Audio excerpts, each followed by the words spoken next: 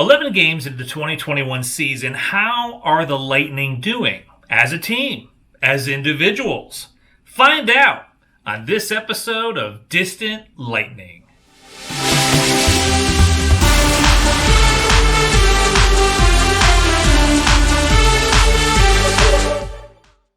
Okay, so Tampa's first in our division, okay, the Central Division. Tampa just looks remarkable. I'm seeing a team that's so well programmed.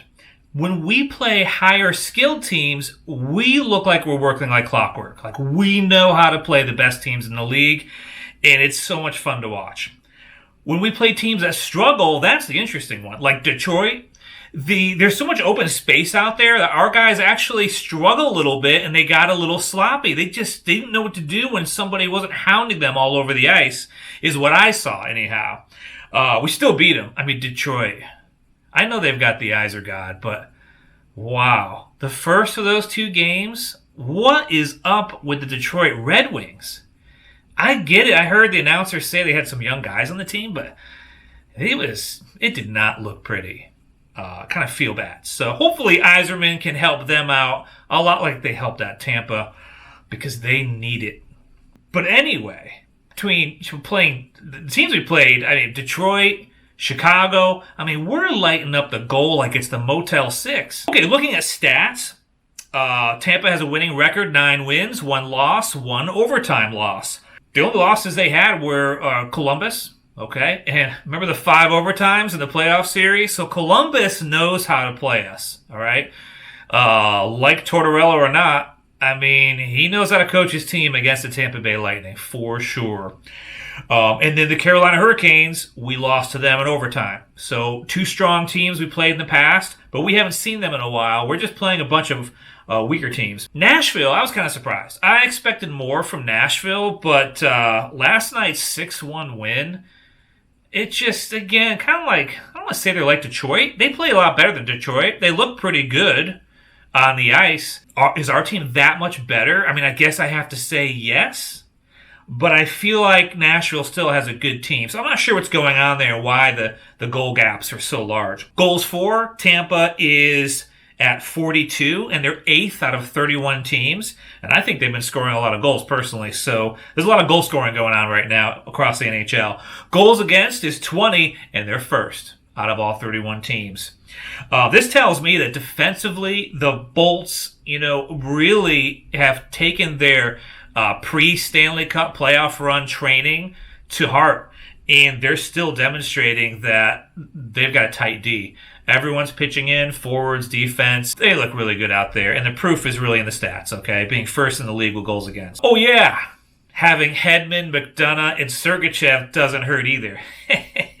How you doing? So some highlights. Tampa leads the Central Division with 19 points, followed by the Panthers and Chicago, both at 16. Yes, I said the Panthers, if you can believe it. The Panthers are right behind us in the Central Division. So we play them tomorrow. I can't wait to see that game because who are these Florida Panthers so high in the standings? So what have they done differently? So I'm going to find out tomorrow. Overall, only the Toronto Maple Leafs are above the Bolts league-wide. So Tampa is in 2nd place across the whole league. Toronto's right on top of them with 21 points to Tampa's 19.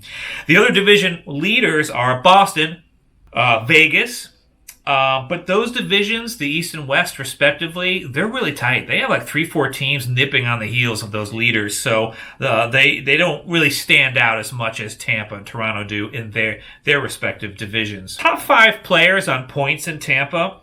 Steven Stamkos, number 1 with 14 points, 7 goals, 7 assists. How great is that to see? He even got in a fight, guys. He fought. He threw punches. Hedman grabbed the other dude. He kept throwing. Nashville, by the way, is an instant grudge match with Tampa. So there's going to be more of that, I guarantee it. But Stamkos, number 1 on the team in points right away. His first season, like fully healthy and ready to go. I haven't heard any complaints about pain or anything. So I look forward to more. Brayden Point right behind him. He's also got 14, but the difference is in goals. So Stamkos has 7 goals, and Point has 4 goals, 10 assists. Victor Hedman, defenseman, 3rd in points on the team with 12. Anthony Cirelli with 10.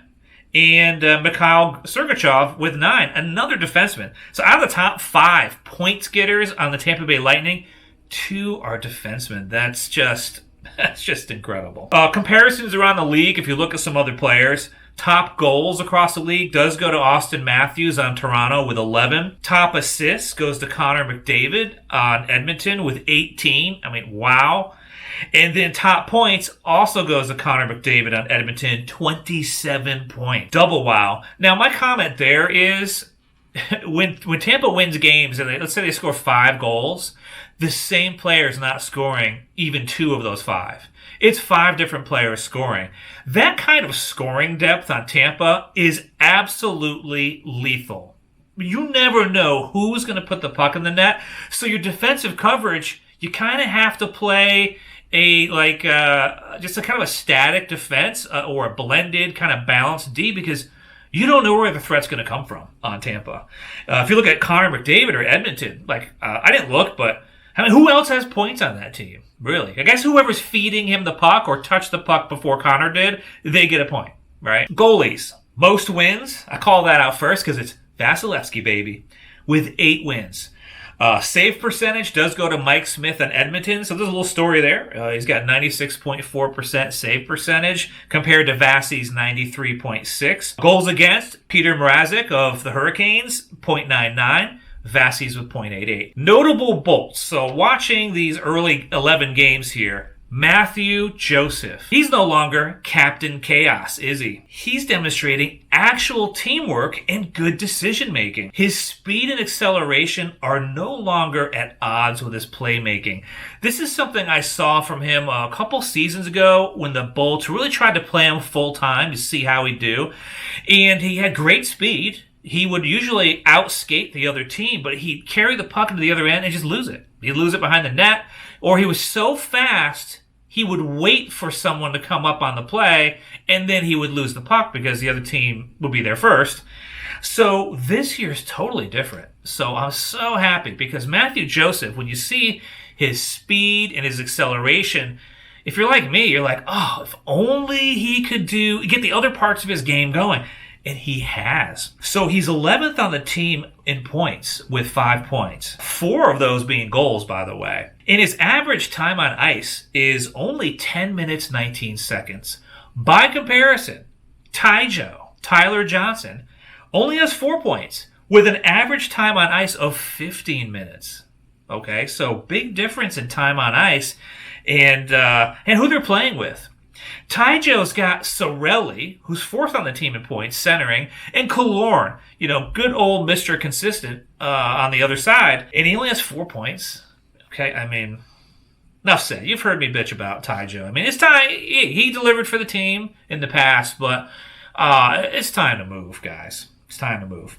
Okay, Joseph on that 4th line, his line mates are Volkov, who's really unproven. Okay, I've heard a lot of people, Volkov this, Volkov that. We need to get Volkov in there. When I see him play, I like his play. He seems to be smart and positioned well, but I'm not seeing flashes of brilliance, if you know what I mean. I'm just not seeing enough. The other guy there, Pat Maroon, I mean, he's there for, I think, leadership on the ice, locker room. He is more positional, I'll say, of a player. He doesn't have that speed and acceleration that most of the guys in the Lightning have.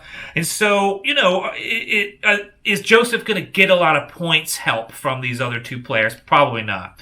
It would be really nice to see Joseph, based on what I've seen, move him up to another line and see what happens. Tampa's kind of stacked with forwards right now, so there's not really any room, I guess, unless you swapped him out for Johnson. But actually, honestly, I think Johnson's better where he is. I don't think he'd perform as well with Volkov or Maroon. Do you? Anyway, I'm really happy to see number 7 finding his game on the Lightning. I knew he could be so much better, and really curbing that chaotic play that he had, and he really is looking great. Joseph could be the surprise breakout forward on the Lightning this season. I really look forward to watching more of him. Next notable bolt, Anthony Cirelli. So I'm so glad BB closed the deal with this kid. $4.8 million cap hit. He's the 6th highest paid, but 4th in points. What a deal. He's gaining confidence playing with Killorn and Johnson 5-on-5. He was a little shaky early, is what I observed. Now I'm seeing him really gain that confidence at even strength. And of course, on the penalty kill, I mean, he's like a master. He is so good on the penalty kill. I think he's got a really long future ahead. He's only 23 years old. So if he still plays well and is worth it, BB keeps signing him. He likes the sun and the beach in Tampa like everybody else. We should have him for quite a while, guys. All right, looking ahead. So Tampa really had it easy so far, in my opinion, okay? Playing mostly weak teams. I mean, Chicago didn't look much better than Detroit, especially their first game against us. Nashville's been a disappointment. I mean, from competitive, I want to see close games, right? Hey, don't get me wrong. I love that Tampa's got a great team, but to win like 5-1, 6-1, it's like, well, I just want the other team to compete, please. Well, coming up, I think we're going to get tested. So we play the Florida Panthers tomorrow, and then 2 more times. So 3 games in a row at the Panthers, and they're number 2 in our division. So they're right behind us in points spot. I think they have 18 points, something like that. 16 points? I don't know. Don't quote me. After that, it's a bunch of games against the Dallas Stars and the Carolina Hurricanes. 2 more very strong teams.